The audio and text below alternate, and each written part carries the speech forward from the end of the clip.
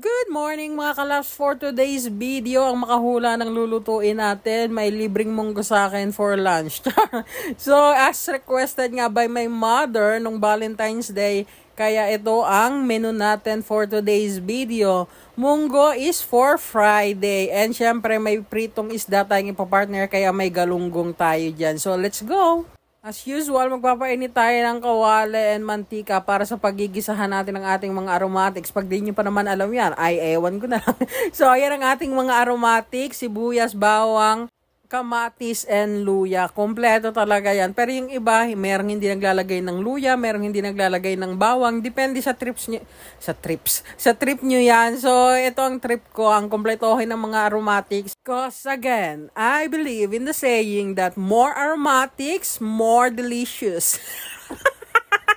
Sorry na no guys. So ayan na nga, pagtapos natin mag-isang mabuti yung sibuyas, kamatis, bawang at luya natin dyan, naglagay na tayo ng pampalasang paminta and patis. Depende yan sa mood ko everyday kung anong gagamitin kong pampalasa. It's either patis or asin. Pero usually, ang ginagamit ko talagang pampalasa is patis. Kasi para sa akin, mas marami siyang nabibigay na flavor or mas, saan tawag nun? Basta mas nasasarapan ako pag patis ang nilalagay na pampalasa. And ayan na nga, nilagay na natin ang pinakuluan nating munggo. Ayan, minake sure ko talaga na malambot na malambot until lumabas yung creaminess na meron sa munggo. Kaya kita niyo yan, mukhang rich na rich. Kaya hinalo-halo natin yan para ma-mix na yung mga lasa na nilagay natin sa ating mga aromatics. And eto ang last ingredient natin, ang malunggay. Hindi pwedeng wala yan pag nagluluto kami ng munggo. Kasi yan ang gustong ilagay na gulay ng nanay ko. Personally, I prefer ng pechay. Pero dahil para nga sa nanay ko ito, hindi pwedeng wala yan. And babalikan natin yung niluluto natin. Lalagyan natin ng Knorr chicken cubes. Ito ang nilalagay kong pampalasa. Hindi ako naglalagay ng magic and betchin. Pwede naman kayo maglagay. Depende sa inyo. Pero ako personally, mga ganito lang yung nalalagay ko. Chicken cubes. After ng ilang kulo, ilalagay na natin ang magpapa-special sa ating munggo. Ginawa nating special ang ating munggo for today's video dahil nga may occasion ngayon.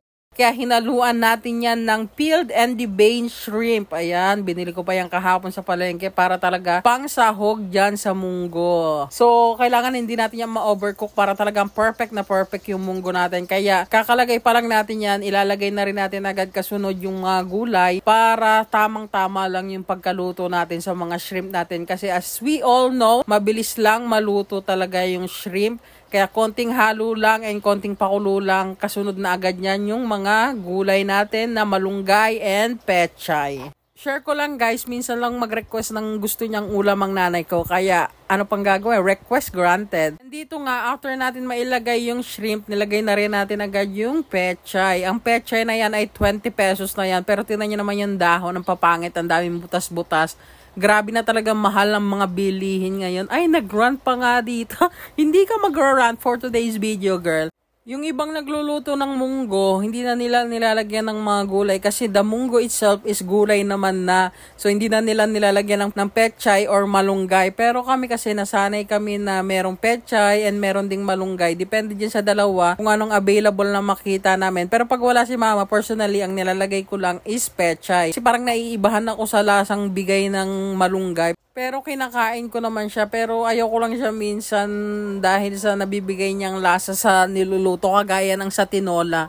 Ayoko siyang nilalagay. Mas gusto ko nilalagay ang dahon ng sili. And anyway, back sa ating niluluto. Ayan na nga, nilagay na natin ang last ingredient natin, which is malunggay. Ayan, speaking. And may nakita pa nga akong hindi ko pa nahihimay na malunggay dyan. Kaya tinanggal ko na. And sa last part ko na lang nilagay dahil hinimay ko pa. So ayan na nga, hinalo-halo na natin yan. And that's it. Meron na tayong munggo. Yan lang yung for sure naman na alam nyo ng pagluluto ng munggo. Kung hindi nyo pa alam, baka sa ibang lugar kayo nakatira, baka hindi sa Earth. Charis! So, ayan na ang ating handa for Valentine's Day. Ang request ng aking mother. And sana masarapan siya. So, papatayin na natin yan because I think I did a great job naman sa pagluto ng munggo na to ngayon. Kasi minsan pag nagluluto ako, natutuyuan, konti ang sabaw or maraming sabaw. Pero ngayon, feeling ko tamang-tama naman siya. Wow, sariling buhat ng bangko no? And dahil nga tapos na tayo magluto ng munggo, time na para magprito and use oil na lang yung gagamitin ko kasi malinis pa naman siya. Pinagprituhan ko lang yan ng pork chop and okay pa siya. So, hindi tayo magsasayang for today's video. Kaya yan na lang ang gagamitin natin. Share ko lang guys. Share na naman. Puro share na lang. Hindi na natapos kaka-share. Hindi guys, kidding aside, dito kasi sa bahay namin, hindi kami sanay ng isa lang yung ulam. For example, kagaya ng munggo, kailangan may partner siyang pritong isda. Ewan ko, nakasanayan na dito sa bahay namin na kailangan lagi may partner yung kinakain namin. Siguro dahil yun na yun nakalakihan namin, kaya hanggang sa pagtanda namin, dala-dala na hanggang sa pag kami na yung nagluluto, yun na din yung ginagawa namin. So yun lang guys, share ko lang. Ayan, kakain na kami, kain po tayo. Kayo, anong ulam nyo today? Please comment down below. Thank you for watching.